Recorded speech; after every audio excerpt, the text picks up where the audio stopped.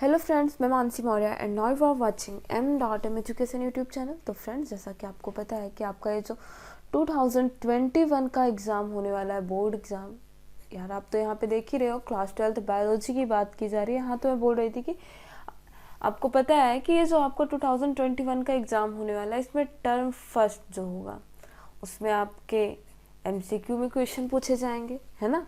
तो यार यहाँ पे मैं कुछ मोस्ट IMP MCQ के बारे में बात करती हूँ, चैप्टर नंबर 2।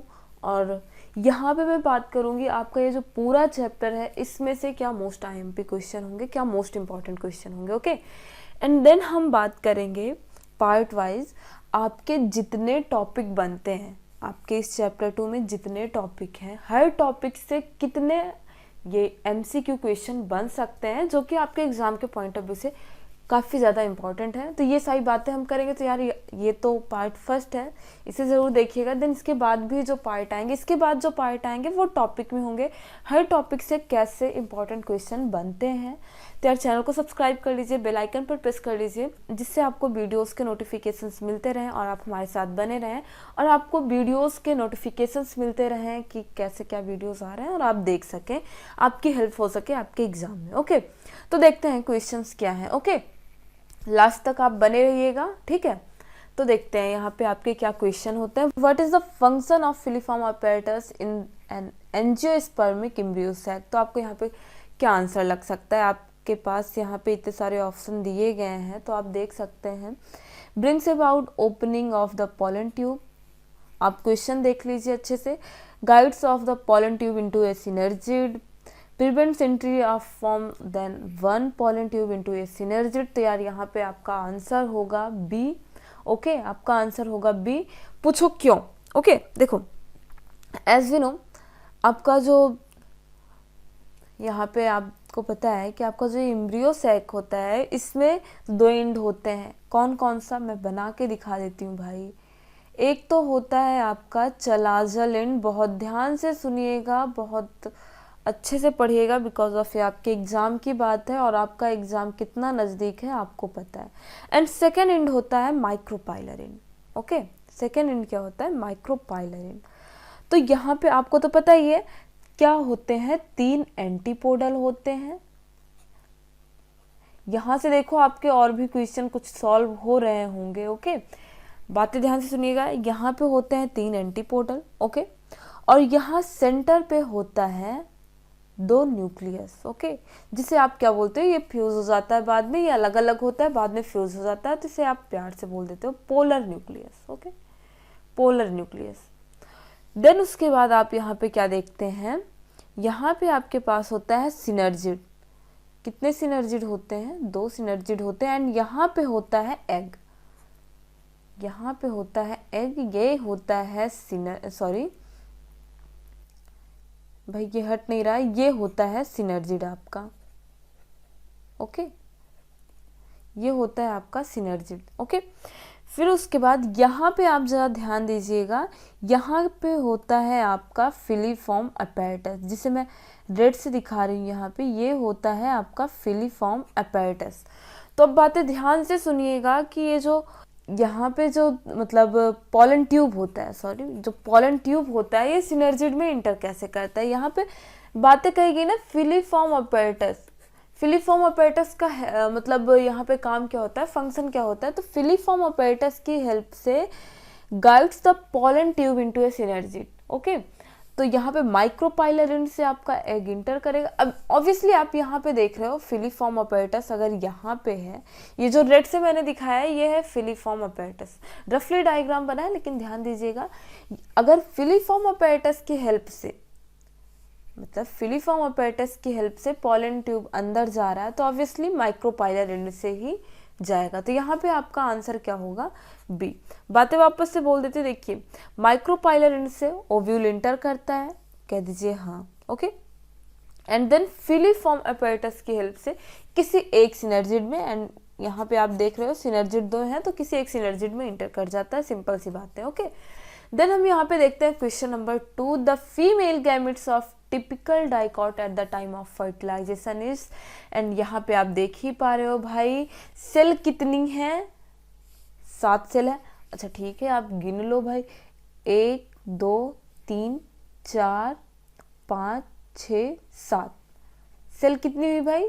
7। एंड न्यूक्लियस की बात कर लें, एक न्यूक्लियस आपका इसमें होगा 2 3 4 5 6।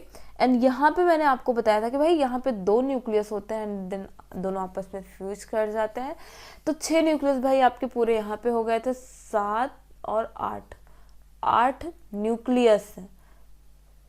तो यहाँ पे ऐसे बातें आपकी होती हैं खत्म, और यहाँ पे आपका आंसर नंबर होता है ए, 8 न्यूक्लियस। सॉरी, यहाँ पे सेल की बात पूछी गई है। The female gametophyte of a typical dicot at the time of fertilization is, यहाँ पे भाई सेल की बात की गई है, सेल की बात की गई है, तो आपको तो ये भी पता है कि भाई सेल कितनी है, तो 7 सेल हैं। और अगर वहीं पे न्यूक्लियस की बात कर ले, न्यूक्लियस की बात कर ले तो आपको तो पता ही है 8 न्यूक्लियस होते हैं। ओके, एकदम सब कुछ क्लियर है।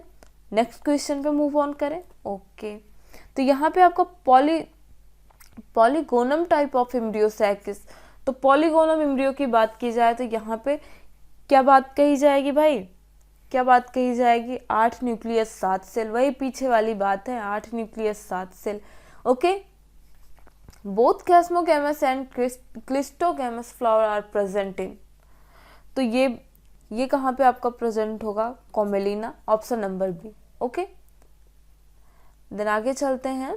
Question number 5, male and female flower are present on different plant dioecious, जिसे आप क्या बोलोगे? डायोसियस टू इंश्योर जेनोगैमी, और ये भी ध्यान देना है किसमें जेनोगैमी होगी, और मेल एंड फीमेल जो पार्ट है, जो रिप्रोडक्टिव ऑर्गन है, वो सेपरेट तरीके से प्रेजेंट हो, डिफरेंट प्लांट पे प्रेजेंट हो। ओके, डिफरेंट प्लांट पे प्रेजेंट हो। ये कहाँ आपको देखने के लिए मिलेगा? आपके पास ऑप्शन है भाई, एंड एज वी नो, आपने देखा भी होगा ये सारी चीज़ें कहाँ पे प्रेजेंट होंगी? पपाया में। बाकी के सारे ऑप्शन ऐसा कुछ नहीं है। ओके, फेदरी स्टिग्मा अकर्स, तो ये चीज़ें आपको देखने के लिए ही मिलती हैं वीट, एंड यहाँ पे आपका आंसर भी आ गया है वी। ओके, आगे चलते हैं। Question number 7, plants with ovaries having only one or few ovules are generally pollinated by. Okay, तो यहाँ पे आपका क्या आंसर हो जाएगा? देखो, ज़्यादातर किसकी वजह से पॉलिनेशन होता है? बिंड से पॉलिनेशन होता है। ओके, आपका आंसर नंबर होगा डी यहाँ पे। आगे मूव ऑन करते हैं। Which of the following is not water pollinated plant? Okay, तो यहाँ पे आप क्या देख पा रहे हो? यहाँ पे ऐसा कौन सा मतलब प्लांट है जो कि किसके थ्रू ना पॉलिनेटेड होता हो? Not a water pollinated. Okay, तो यहाँ पे आपका जो आंसर होगा डी होगा। यहाँ पे आपका आंसर होगा कैनाबिस। देखो, यहाँ पे आप क्या देख रहे हो? जोएस्टर देख रहे हो। आपकी बुक में जहाँ पे एजेंट ऑफ पॉलिनेशन वाला टॉपिक है, जहाँ पे एजेंट ऑफ पॉलिनेशन हेडिंग है, वहाँ पे ये सारी चीज़ें आपकी क्लियर हो जाएंगी भाई। देखो, वहाँ पे आपको देखने के लिए मिल जाएगा जोएस्टर, हाइड्रेला, वेलिस्नेरिया, ये सब फ्रेश वाटर में रहते हैं। ओके, किसके थ्रू पॉलिनेटेड होते हैं? वाटर पॉलिनेशन, वाटर के थ्रू पॉलिनेटेड होते हैं। ओके, ये सब किसके एग्जाम्पल हैं? जोएस्टर, वेलिस्नेरिया, हाइड्रेला, ये सब किसके एग्जाम्पल हैं? वाटर पॉलिनेटेड प्लांट है। ओके, वाटर पॉलिनेटेड प्लांट है। देखो, यहाँ पे एक और आपकी मिसकंसेप्शन दूर कर दूं मैं, मतलब इस क्वेश्चन से रिलेटेड तो नहीं है, लेकिन हाँ, इसके थ्रू जो बातें करने जा रही हूँ, इसके थ्रू आपका एक क्वेश्चन और बहुत ही अच्छे तरीके से सॉल्व हो जाएगा। देखो, आपको पता है कि जो हायासिंथ है एंड लिली है, वाटर हायासिंथ एंड लिली, तो यार आपको पता है कि ये दोनों plant, water hyacinth and lily, दोनों कहाँ रहते हैं? वाटर में रहते हैं। देखो भाई, ये क्वेश्चन आपको पूछे जाने के मोस्ट प्रोबेबली चांसेस हैं, बिकॉज ऑफ आपकी एनसीईआरटी बुक से ही है, और यहाँ पे क्वेश्चन थोड़ा घुमा फिरा सा है, मतलब कि थोड़ा सा कंफ्यूज करने वाला है, तो आप ना कंफ्यूज होइएगा। दैट्स वाई मैं बातें बता रही हूँ, और काफ़ी ज़्यादा इंपॉर्टेंट होता है, ध्यान से सुन लो। तो आपको पता है कि ये जो आपका वाटर हायासिंथ है एंड लिली, ये दोनों कहाँ पे भाई विराजमान है? वाटर में है। तो आपको लगेगा, अगर इसके बारे में पूछा जाएगा कि ये दोनों पॉलिनेशन किसके थ्रू करते हैं, तो ऑब्वियसली किसी भी स्टूडेंट को लग सकता है कि इंसेक्ट या विंड। ओके, या फिर सॉरी, किसी भी स्टूडेंट को ऐसा नहीं लगेगा कि इंसेक्ट या विंड से ये दोनों मतलब पॉलिनेशन कर रहे होंगे। सबको ये लगेगा कि ऑब्वियसली अगर वाटर में है तो वाटर के थ्रू ही इनका पॉलिनेशन भी होगा, लेकिन यार मैं आपको बताऊं कि ऐसा कुछ नहीं है। वाटर हायासिंथ एंड लिली किसके थ्रू पॉलिनेटेड होते हैं? किसके through? Wind and insect. Wind and insect के थ्रू कौन कौन? Water hyacinth and lily pollinated होते हैं। एंड यहाँ पे तो ये सारी चीजें आप मैं बात कर रही हूँ एनसीईआरटी लाइन टू लाइन पढ़िए, आपके सारे भ्रम दूर रहेंगे। डिस्क्रिप्शन बॉक्स में लिंक गिवन है, अगर आपको वैसे पढ़ना है तो जाके देख सकते हो। ओके, पूरा का पूरा चैप्टर है, फुल एक्सप्लेन है। ओके, 2 घंटे 3 घंटे दीजिए, पूरा चैप्टर क्लियर करिए, देन मैं बता रही हूँ मतलब पूरा चैप्टर एक बार आप अच्छे तरीके से पढ़िए, देन ये सारे क्वेश्चन सॉल्व करिए, एकदम मक्खन की तरह सॉल्व होंगे। ओके, तो मैंने आपको पेज भी बता दिया भाई, 29 वाले पेज पे होगा लगभग। और आपका जो टॉपिक है एजेंट ऑफ पॉलिनेशन, वहाँ पे जाके देखो। वैसे तो मैं आपको बता ही रही हूँ, जोस्टर, वेलिस्नेरिया, हाइड्रिला, ये सब किसके थ्रू पॉलिनेटेड होते हैं भाई? वाटर के थ्रू पॉलिनेटेड होते हैं। एंड कैनाबिस ये आपका मतलब वाटर के थ्रू पॉलिनेटेड नहीं होता है। ओके, आगे चले next question. And endospermic seed are found in, तो इंडोस्पर्मिक सीड भाई कहाँ पाए जाते हैं? क्वेश्चन नंबर आपका 9 है, जरा सॉल्व करिए। ओके, तो यहाँ पे आपका आंसर नंबर होगा D, all of this above. तो यहाँ पे कैस्टर, बार्ले, कोकोनट सब में इंडोस्पर्मिक सीड पाए जाते हैं। ओके, तो यहाँ पे 2 चीजें आपको देखने के लिए मिलती हैं। ओके, 2 चीजें। इंडोस्पर्मिक सीड आप किसे बोल रहे हो? जिसमें इंडोस्पर्म परसिस्ट हो, जिसमें इंडोस्पर्म बचा हो। ओके, और एक इंडोस्पर्म कैसा होता है? जो कि पूरा का पूरा कंज्यूम कर लिया जाता है। तो जो पूरा का पूरा इंडोस्पर्म कंज्यूम किया जाता है, कंज्यूम्ड होता है, जिसमें वो सीड है आपके पी है, ग्राउंड नट है, बीन्स है। एकदम आपकी एनसीईआरटी की लाइन टू लाइन बात करने की कोशिश कर रही हूँ भाई, एकदम एनसीईआरटी की। आप अपनी बुक से भी मिला लोगे तो भी लगभग एनसीईआरटी की लाइन टू लाइन ही मिलेगी। ओके, एंड अगर जैसे कि बात की जाए, ये तो कंज्यूम की बात की गई है। ओके, और किसमें इंडोस्पर्मिक सीड मतलब इंडोस्पर्म इसमें तो कंज्यूम कर लिया गया है, और किसमें इंडोस्पर्म बचा होता है तो हम उसे इंडोस्पर्मिक सीड बोलते हैं। तो आपका कैस्टर हो गया, कोकोनट हो गया, बार्ले हो गया, इसमें आपके इंडोस्पर्म परसिस्ट होते हैं, बचे होते हैं, दैट्स व्हाई हम उसे इंडोस्पर्मिक सीड बोलते हैं। As simple as that. And यहाँ पे आपका आंसर हो जाएगा all of the above, option number D. Okay, and move on करते हैं आगे। Question number 10, in albuminous seed food is stored in, किस फॉर्म में स्टोर होते हैं भाई? एल्ब्यूमिनस सीड में फूड किस फॉर्म में स्टोर होते हैं? अभी आप पीछे देख के आ रहे हो, इंडोस्पर्म के फॉर्म में। Okay, and in non albuminous seed it is stored in cotyledons. Okay, simple सी बातें हैं। ऑप्शन नंबर ए, आगे चलते हैं। How many microspore mother cells are required to the produce 1000 microspore pollen grain? बात एक ही है, मतलब microspores and pollen grain. Okay, तो यहाँ पे देखो, आपको पता है कि एक माइक्रोस्पोर में कितने टेट्राड होते हैं? अरे सॉरी, एक माइक्रोस्पोर में कितने पॉलन ग्रेन होते हैं? एक माइक्रोस्पोर में कितने पॉलन ग्रेन होते हैं? आपको पता है भाई, 4 पॉलन ग्रेन होते हैं। तो आपको याद होगा कि हम इसे टेट्राड भी बोलते हैं। हम इसे टेट्राड क्यों बोलते हैं भाई? क्योंकि इसमें 4 पॉलन ग्रेन है। ओके, आपकी बुक में दिया गया है। ओके, हमें कितने पॉलन ग्रेन चाहिए भाई?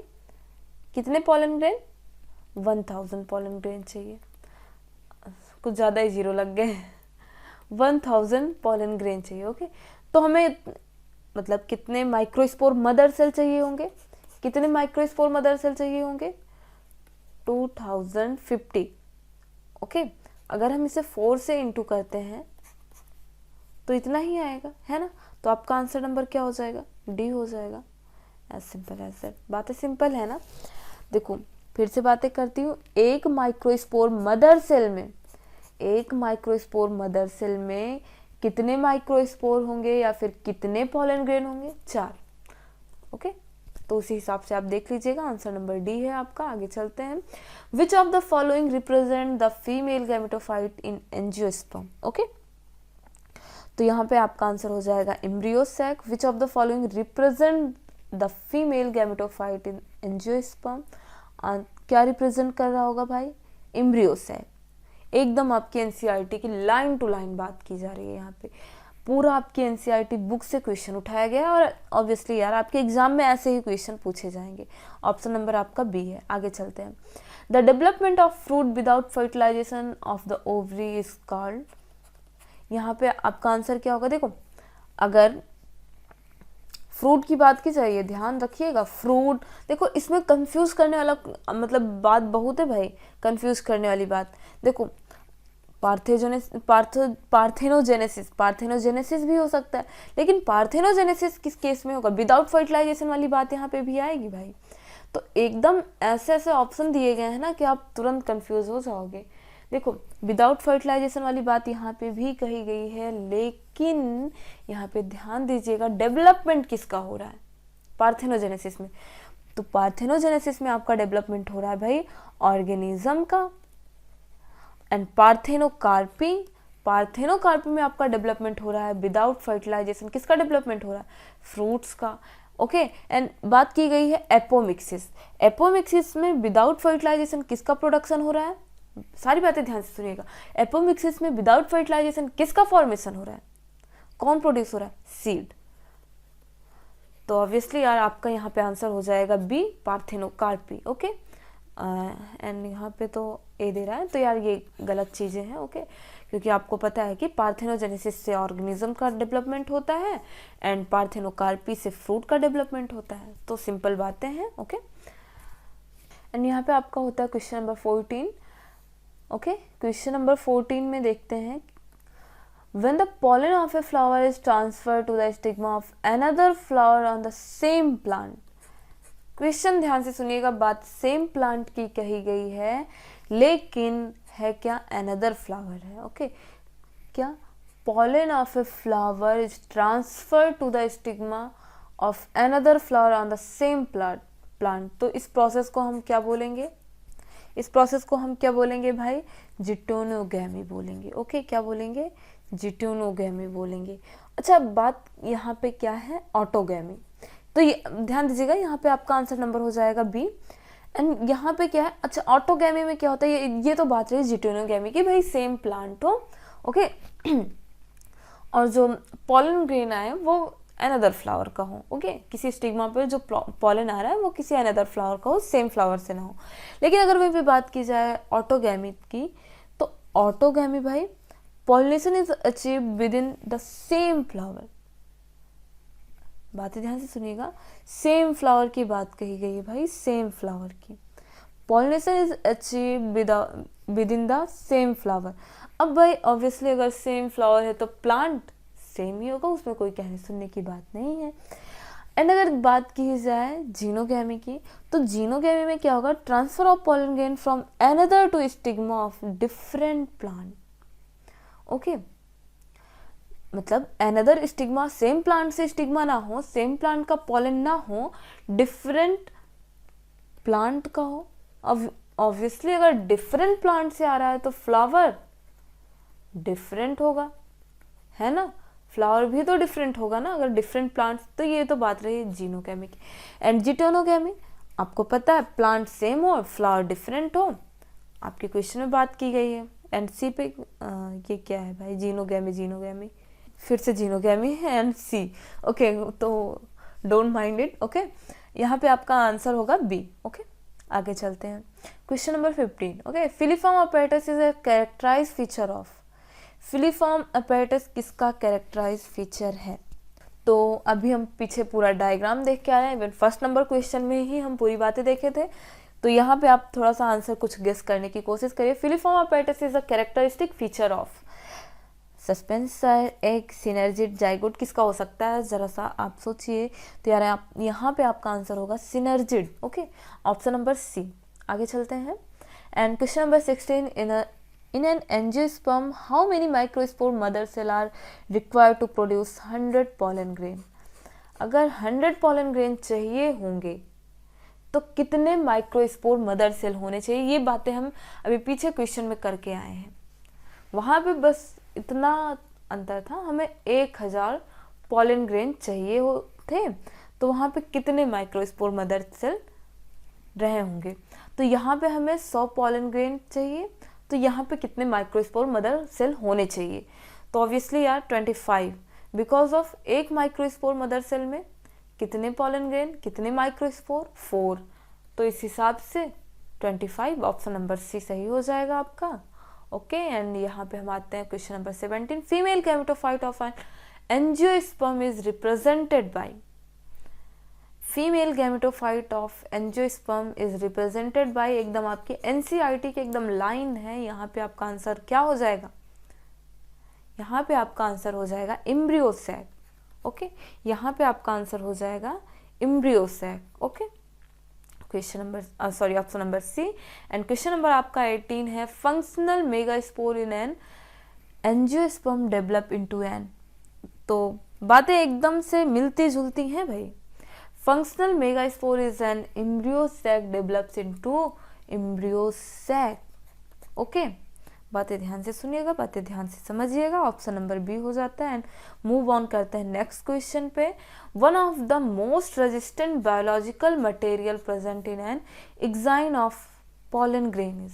ओके, तो यहाँ पे बातें ध्यान से सुनिएगा, बातें क्या कही जा रही हैं आपकी एनसीईआरटी बुक में एकदम स्पष्ट तरीके से है। जो आपकी पॉलन ग्रेन पे 2 लेयर होती है ना, आउटर 2 लेयर होती है। एक क्या होती है, इनर लेयर को हम क्या बोलते हैं, इंटाइन बोलते हैं, है ना। और जो ये आउटर लेयर होती है पॉलन ग्रेन पे, इसे हम क्या बोलते हैं, एक्साइन बोलते हैं। क्या बोलते हैं, एक्साइन। तो ये लेयर किसकी बनी होती है जरा बताइए तो, किस मटेरियल की बनी होती है। क्या पेक्टोसेल्लोज की बनी होती है, क्या स्पोरोपोलिन की बनी होती है, क्या सुब्रिन की बनी होती है। एंड स्पोरोपोलिन फिर से है। ओके, तो यहाँ पे आपका आंसर बी भी हो जाएगा, बिकॉज ऑफ स्पोरोपोलिन की ही बनी होती है। एंड डी भी हो जाएगा, बिकॉज ऑफ स्पोरोपोलिन की ही बनी होती है आपकी एक्साइन वॉल। ओके, तो यहाँ पे आपका आंसर क्या आ रहा है, डी आ रहा है। बी भी हो जाएगा भाई। यहाँ पे या तो बी में कुछ और दिया होता तब तो ठीक था। यहाँ पे आप जैसा कि देख पा रहे हो बी में भी तो स्पोरोपोलिन है ना। ओके, एंड यहाँ पे क्या है आपका क्वेश्चन नंबर 20 है। ओके, क्वेश्चन नंबर 20 में क्या बोल रहा है, द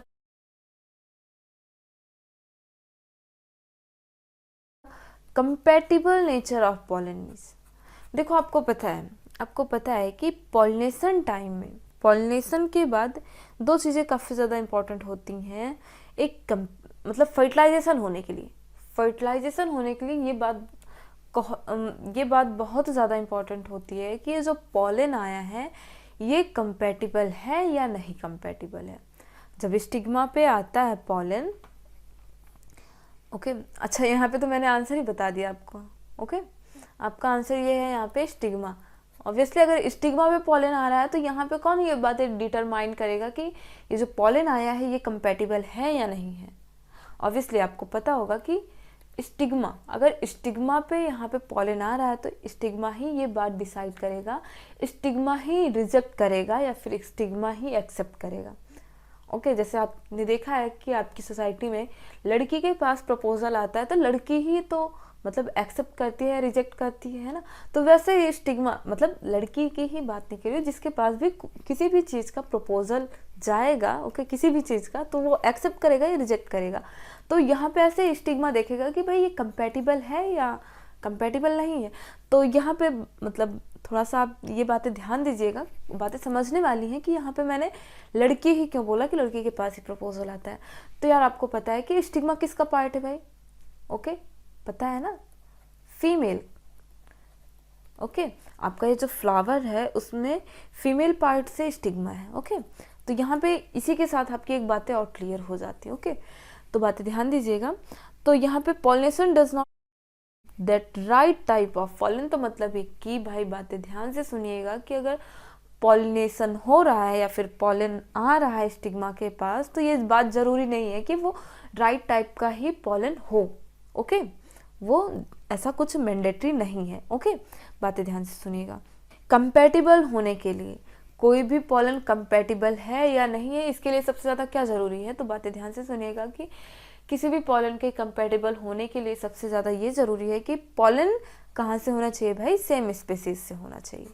ओके, सेम स्पीसीज से होना चाहिए। तो ये बातें स्टिग्मा देख लेगा कि ये कंपैटिबल है या नहीं कंपैटिबल है। तो ये तो रहे आपके 20 क्वेश्चन जो कि आपके इस चैप्टर नंबर 2 से काफ़ी ज़्यादा इम्पोर्टेंट हो जाते हैं। ओके, तो नेक्स्ट पार्ट में हम बात करेंगे कि आपके टॉपिक वाइज क्वेश्चन कि एक टॉपिक से लगभग कितने क्वेश्चन बन सकते हैं, कितने इंपॉर्टेंट क्वेश्चन हैं जो कि आपके एग्जाम में पूछे जाने के मोस्ट प्रोबेबली चांसेस हैं। सो फ्रेंड्स, आप चैनल को सब्सक्राइब कर लीजिए, बेल आइकन पर प्रेस कर लीजिए। ओके, जिससे वीडियोस के नोटिफिकेशन यार आपको मिलते रहें और आपकी हेल्प आपके एग्जाम में हो सके। ओके, तो ऐसे ही आपके एग्जाम में जितने चैप्टर पूछे जाएंगे यार मैं सारा सॉल्व करवाऊंगी। तो ये तो आज रहे मतलब फर्स्ट वीडियो है और आपको पता है कि आपके एग्जाम भी आपके सर पे है। सो यार लापरवाही ना बरतिए। ओके, वीडियोस को देखते रहिए, पढ़ते रहिए। तो यार आज की वीडियो में बस इतना ही, मिलते हैं नेक्स्ट वीडियो में। ओके, तो यार हाँ, यहाँ पे आपका आंसर ए है। ओके, अब आया आंसर ए। तो friends, if you want to more videos, so friends like and subscribe m.m education YouTube channel and thank you for watching this video. Bye bye, मिलते हैं नेक्स्ट वीडियो में। Okay.